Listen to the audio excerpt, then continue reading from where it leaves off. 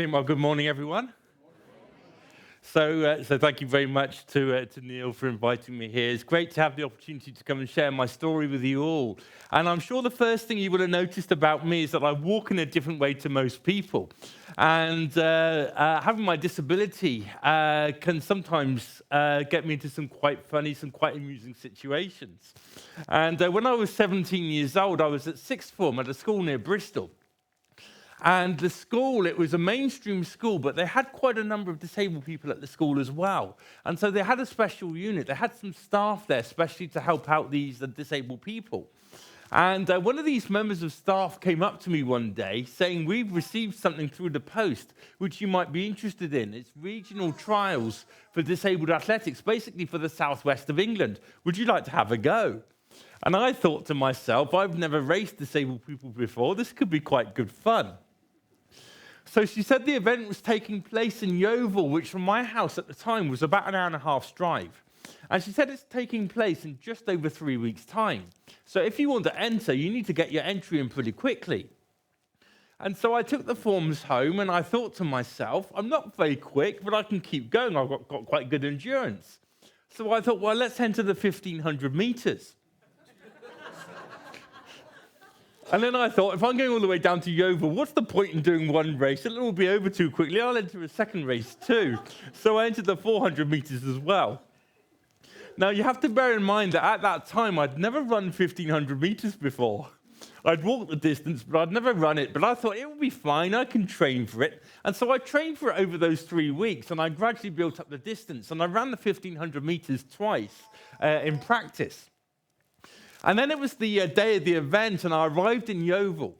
And my name was called for the starting lineup for the 1,500 meters. And I thought, with it being regional trials for disabled athletics, I thought it would be a bit like the Paralympics, where they put you into categories according to your disability. But no. There were 3 of us. There was me, there was someone who I think had cerebral palsy, and the other man who was partially sighted. He could run just like anyone else. Just couldn't see so well where he was going. And I thought, this is going to go horribly wrong.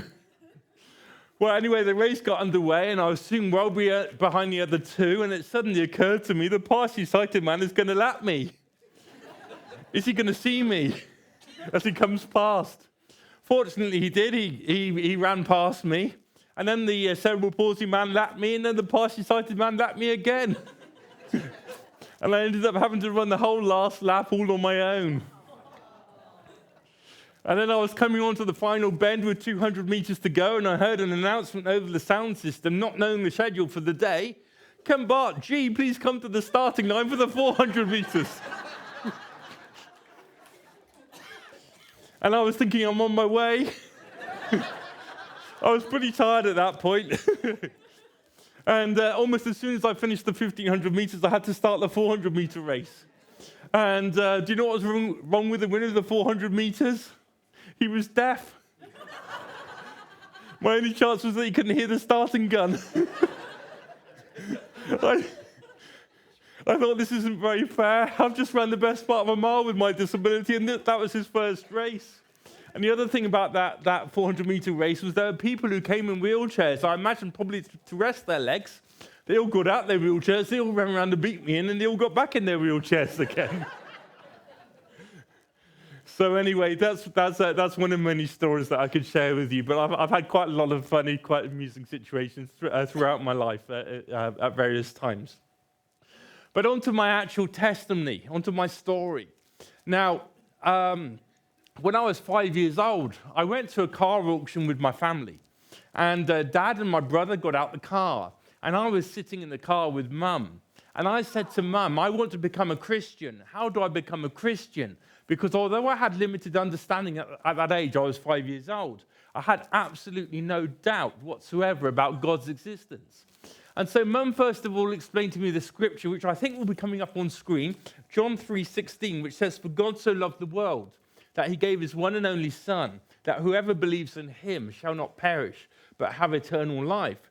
And Mum said I needed to pray and ask Jesus into my heart, because in Romans 10, verse 9 to 10, it says, "If you declare with your mouth Jesus is Lord and believe in your heart that God raised him from the dead, you will be saved. For it is with your heart that you believe and are justified, and it is with your mouth that you profess your faith and are saved. So there in the car with Mum, that's when I personally invited Jesus into my heart and to be central in my life. Now, obviously, I'm severely disabled, and I've had the question asked in the past, if God is real, if God is a loving God, why am I disabled? Why hasn't he healed me? And of course, God can heal people, but I also believe that God can use people through the difficulty of their situation so that his works can be displayed and for his glory to shine through that person. And one more scripture I want to share with you is 2 Corinthians 12, verse 8 to 10, which says, 3 times I pleaded with the Lord to take it away from me. But he said to me, my grace is sufficient for you, for my power is made perfect in weakness. Therefore, I will boast all the more gladly about my weaknesses, so that Christ's power may rest on me. That is why, for Christ's sake, I delight in weaknesses, in insults, in hardships, in persecutions, in difficulties. For when I am weak, then I am strong.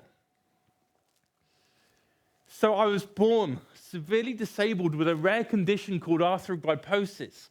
And arthrogryposis means that I have weak muscles and stiff joints. And people with my disability are affected in different ways. So, for example, one person might be affected in just their hands or their arms.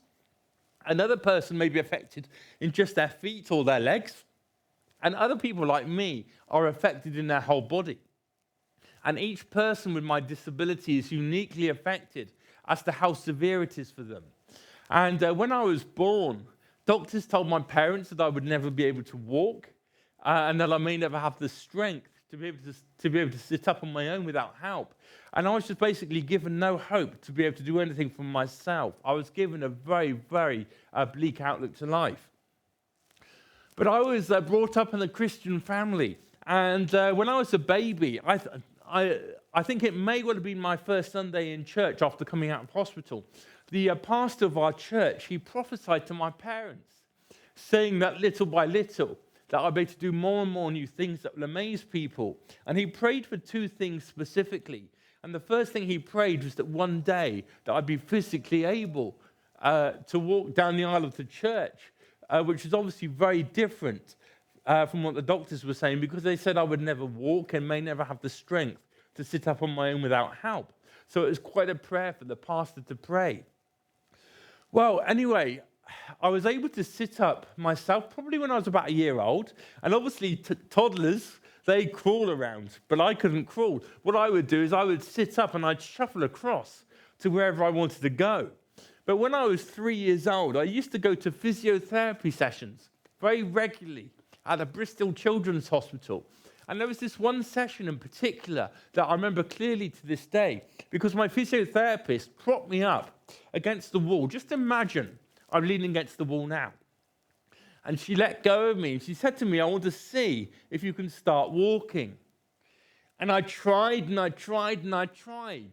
And I remember feeling very frustrated because I just couldn't move away from the wall. And at that age, 3 years old, I couldn't really understand why I wasn't able to, because other people my age were up on their feet and running around. And I just didn't really understand what my disability meant to me at the time.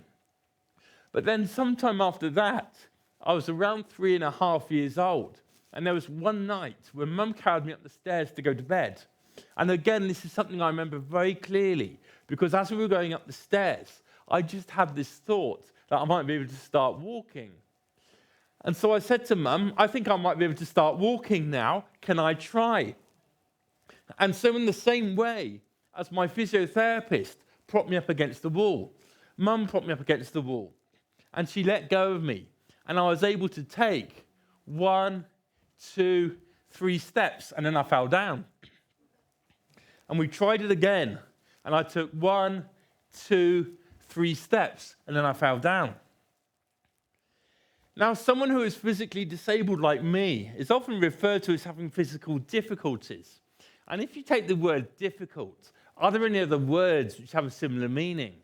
And you may think of the word hard, or maybe the word challenging. Now, if you take these words, difficult, hard, and challenging, is there a word that sums up these words? And for me, that word is possible. Difficult means possible. Hard means possible. Challenging means possible. So for me, it was quite significant that I could start by taking 3 steps. Because if you imagine that my first step, I was still leaning against the wall. But then I was able to take 2 more steps, one on each foot, unaided before falling down, which meant that both legs were strong enough to take me, which meant for me that walking was going to be a real challenge for me, but I still knew it was going to be possible. And so from then onwards, it was a matter of could I do a little bit more each day? And I remember the day after taking my first steps, I'd be downstairs at home, and my parents would prop me up against the wall, and I had to try and make it to the other side of the room. And I made it part way across, and I fell over, and my parents picked me up, and I made it a bit further, and I fell over again, and my parents picked me up again, and eventually I made it to the other side of the room. And then I was gradually able to do more each day until I was able to walk in my own way, which obviously looks very different from the way most people walk. But I was able to walk without thinking about what I was doing, which for me was great because it just meant I had that freedom. I had the independence and I didn't have to rely on anyone else to help me move around. And so I then went to school, and my parents decided it was best for me to just try and go to a mainstream school rather than like a special needs school, just so I could try and lead as normal life as possible, knowing that I would need help with certain tasks. And at school break times, I would go out with my friends to the playground. And I wasn't someone who wanted to watch them play sport. I certainly didn't want to watch them aside. I really wanted to try and join basically in any way that I could. But because my disability is unusual, I didn't know anyone with my condition arthrogryposis when I was growing up. So if I was to take part in sports and activities, I'd really have to try and adapt and find a way that would work for me to join in. And very often I was slower than all my friends when I was joining in. I was worse at them at pretty much every sport. But the most important thing for me was that I didn't miss out, was actually that I could join in with them. So some of my favorite sports I've taken part in were things like running, football, table tennis. I had to go at rugby once, actually. I couldn't catch the ball very well. I couldn't get up off the floor, but apart from that, I think I was pretty good. And swimming, to mention a few sports anyway. Running, football, table tennis, and swimming were probably my favorite sports when I was growing up. And when I was 8 years old, I started having swimming lessons at school. And in my first swimming lesson, my swimming teacher put a life jacket on me, and he came in the shallow end of the pool with me, and he said to me, I want to see if you can start swimming. Now, my disability affects my whole body, so I've got very limited use of my arms and my legs. So just to demonstrate, I can't lift my arms independently any higher than that to actually keep them in the air. I can swing them, but as soon as they go up in the air, they just drop straight back down because I haven't got that strength. But because I had that bit of movement in my arms, it meant I could swim slowly in the water. So at the end of that first swimming lesson, having seen me swim slowly, my swimming teacher said to me, I'm going to take your life jacket off now, go and swim down to the deep end of the pool. And with that being my first swimming lesson, it was a little bit outside of my comfort zone. And it took me a couple of minutes, but I made it to the deep end. Then sometime after that, a few weeks later, once I was more confident in swimming, he wanted to teach me to dive into the pool at the deep end. And most people obviously dive into the pool using their hands first. But I can't keep my hands in the air. They just drop straight back down. And so he showed me a different way that he thought would work for me, where if you imagine I had to stand at the side of the pool like this, I had to fall forwards, head first, into the water without lifting my arms. And when I was underwater, I'd have to turn and come out of the water on my back like that. And at the time, I remember feeling really quite scared about it because I thought, what if I can't turn when I'm underwater? What if I get stuck upside down? And I remember I'd be standing at the side of the pool for 15 or 20 minutes, actually trying to have the courage to dive in because I was that scared. And I remember one time, my teacher was so fed up with waiting for me to dive in, he just came along and pushed me in. But for me, I'm just really glad that he made me do all this because it just really increased my confidence when it came to swimming. And before I carry on with my story, I don't want this at all to sound like, look what I can do, but it's just to show you the miracle that I believe that God's performed in my life, bearing in mind what the doctor said and what the pastor prayed as a baby. So I was able to progress with my swimming so that when I was in secondary school, I was age around 14 or 15 years old at the time. I managed to get my 800-meter swimming badge. And then when I was in my early 20s, I would swim a mile non-stop. And I do that each week just for fitness. And I'm always looking for new challenges to take part in, really to push the boundaries of my disability, because I don't want my disability to stop me from leading as normal life as possible. I want to take everything on as a challenge, and let's see if I can do it. So back in 2014, I heard about the Sport Relief Swimathon, which is a charity swim. And they had 3 distances on offer. And I thought I'd really like to attempt the middle distance, which was a 2.5-kilometer swim, equivalent to just over a mile and a half, which is basically half a mile further than I'd ever swum in one go before. And I trained for it over a couple of months. And because I've got quite good endurance, I was able to complete the distance fairly easily on the day. So in 2017, I thought, let's attempt the longest distance that they offer. And it's a 5-kilometer swim, this time for Marie Curie. And 5 kilometers is just over 3 miles. And if you take your average Leicester Centre swimming pool, which is 25 meters long, it was 200 lengths of the pool.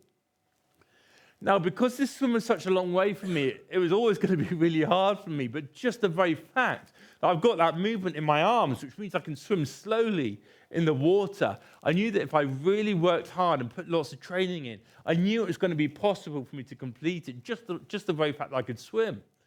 And so I trained for probably a good 6 months trying to gradually increase the distance. And on the day, I managed to complete the 5-kilometer swim in about 5.5 hours, which is obviously much slower than it would be for an able-bodied person, just simply because of the limited range of movement and the weak muscles that I have in my arms and my legs. Having completed that 5-kilometer swim, someone contacted me because he knew I was into sports and into challenges. And he told me about a triathlon taking place. And it was the first of its kind in the country, especially for disabled people like me, to take part. And I've always enjoyed watching triathlons on television, watching the Brownlee brothers compete.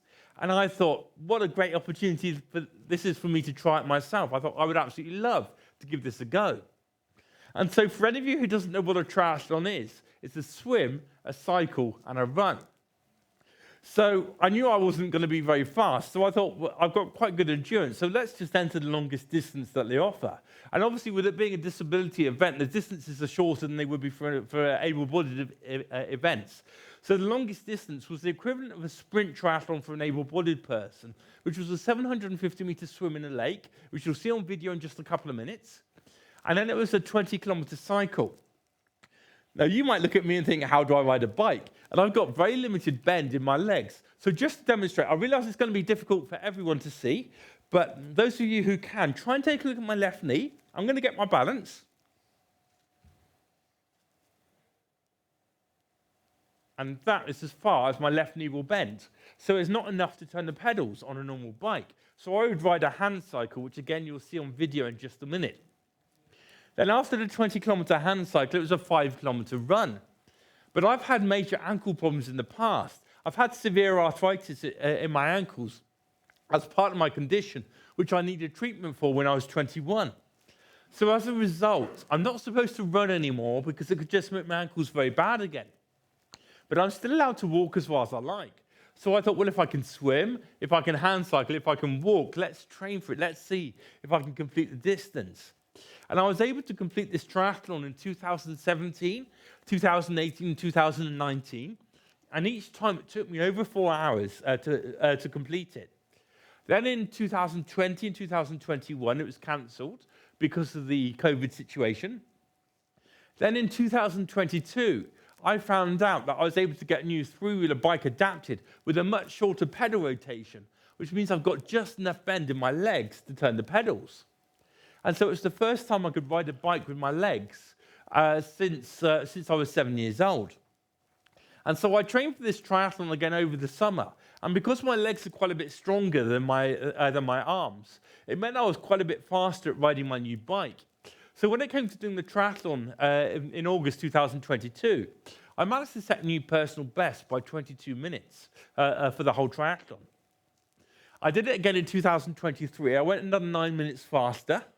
I did it again in 2024. I was quite a bit slower that time because it was actually a very hot day for doing a triathlon. It was about 27 or 28 degrees. So I couldn't really push myself so hard. So, otherwise, I'd just make myself unwell. I was hoping to do it last year, but I had a slight injury which I didn't want to aggravate, so I left it last year.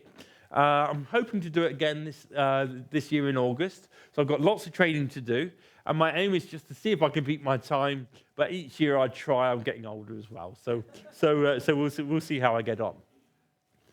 Now I drive a car which has been specially adapted for me. So I'm actually staying up in Cheshire at the moment. I've driven down from Cheshire this morning, basically, has anyone here ever seen a car without a steering wheel before? Brilliant. One person? Okay, brilliant.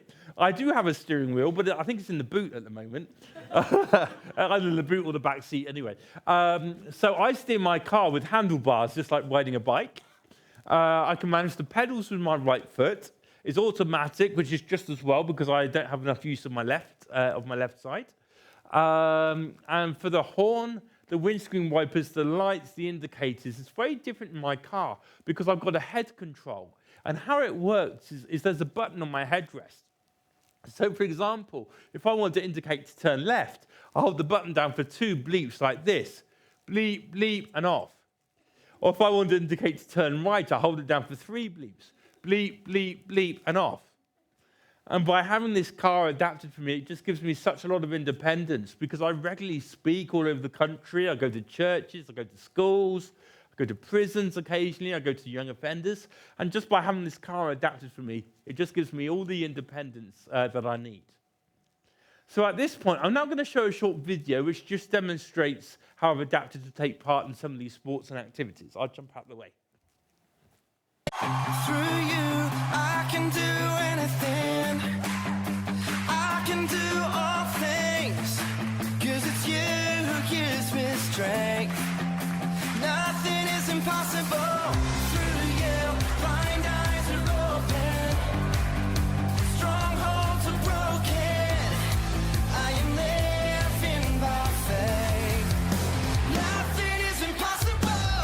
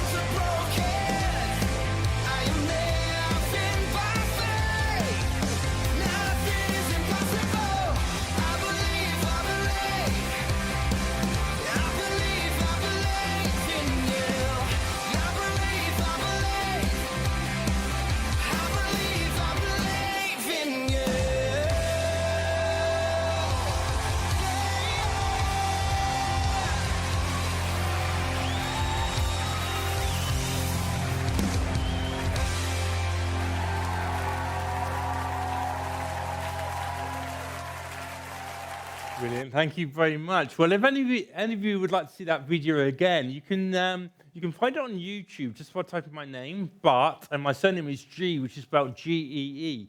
If you type that into the YouTube search, you'll find that video and many other videos on my channel.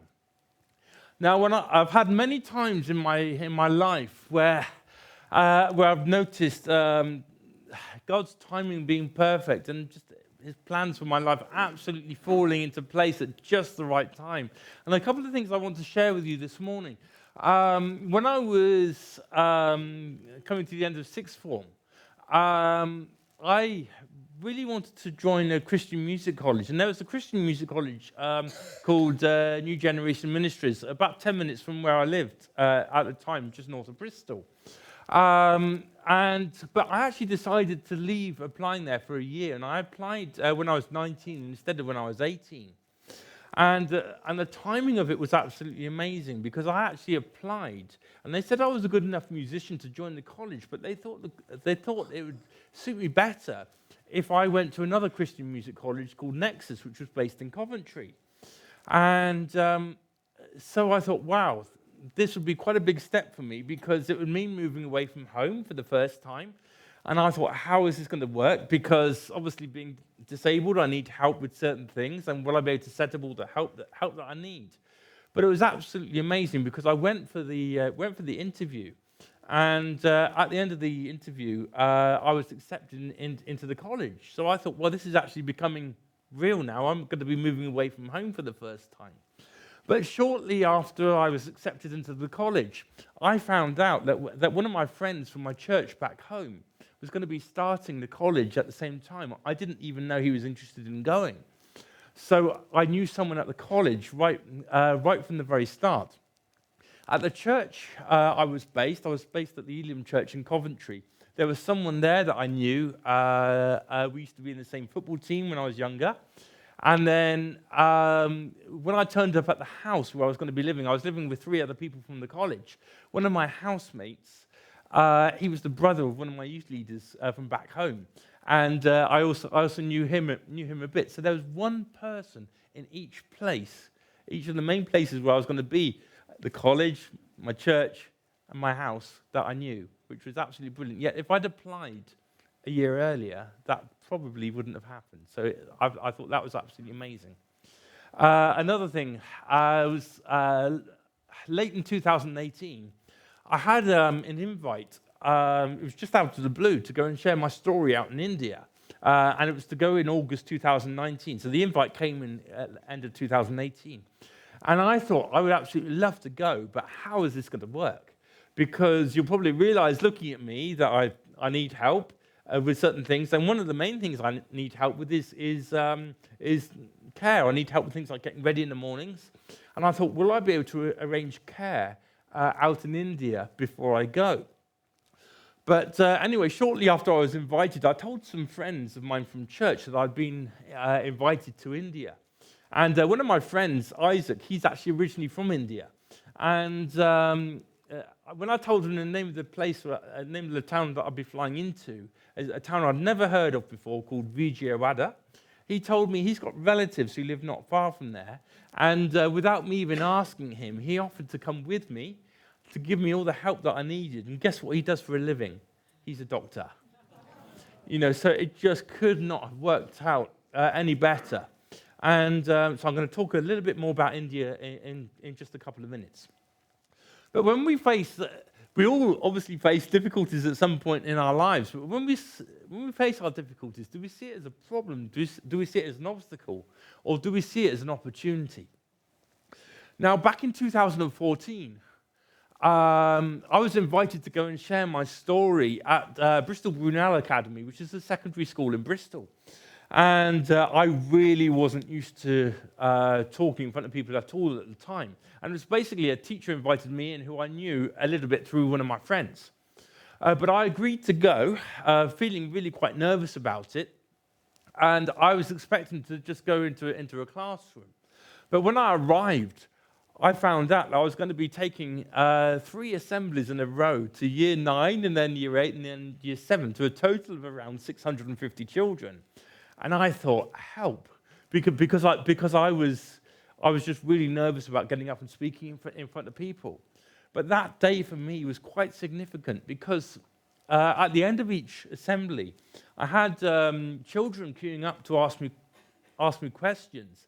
And they wanted to see me play the piano close up because I played the piano at the end of the assembly and they couldn't really work out how I was playing with my hands the way they are. So that was brilliant that they came up to me, but there were two things that really stood out to me that day. There was a boy in year 8, and he came up to me, and all he said quietly to me was, "I think you're amazing," which I thought was really nice of him to say that, but I didn't really think too much of it until later that evening. The teacher who invited me in messaged me to thank me for coming in, and also in her message, she said that she overheard that boy say that to me and couldn't believe it because apparently he was the worst behaved boy in the year and was on report to her. So she said it had a real impact on him. And then the other day, the other thing that stood out to me was there was a girl in year 7. She came up to me at the end of the assembly, and she said that when I played the piano, she started to cry. And it was because her mum had some sort of disability. I'm not sure exactly what it was, but she'd basically given up trying to cope with her disability. And so she said she was going to go home and tell her mum all about me and really try and encourage and motivate her. And it occurred to me that day, as a child, I would actually pray for healing. But it occurred to me that day, what if God could use me through my disability, through the difficulty of my situation? And I didn't do anything really for quite a while after that. But about 18 months later, I was invited to the Elim Church in Oldbury near Birmingham, where I knew the pastor. She just invited me out of the blue, and so I went there to share my story. And then having seen on Facebook that I was going there, an old school friend of mine said, "Can I go to her school in London?" And so I went to London, and then I thought, this is it. This is really what I feel that I should be doing. So I set up my website, breakinglimits.co.uk, and I prayed to God that if this is the right thing for me to do, that opportunities would open up, for me to go and share my story. And it was slow to start with because people hadn't heard of me, but it gradually accelerated so that in 2019, I actually counted the number of bookings because I was amazed with how many I had. I had 148 through the year, of which 13 of them were out in India, which was just amazing. And you probably would have seen in the middle of that video where I was playing the drums.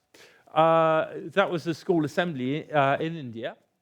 It was a Christian school. I had to do 2 assemblies back to back. The assemblies were much bigger than they are back home. The first assembly had 1,500 children in, and the second assembly had 1,200 children in. And in that second assembly, I was asked at the end to open it up in case anyone wanted to invite Jesus into their hearts. And when I was speaking at schools here in the UK, I'm only allowed to share what's part of my story. I can't say anything like you should. But I was asked there if I could open it up at the end. Because although it was a Christian school, there were children there from non-Christian backgrounds. And I was absolutely amazed at the response. Because in that assembly of 1,200 children, there was obviously sunlight at the back, so I couldn't see very far clearly to the back. But just in the front, 300 children, the front quarter, 20 children responded, which was just absolutely amazing.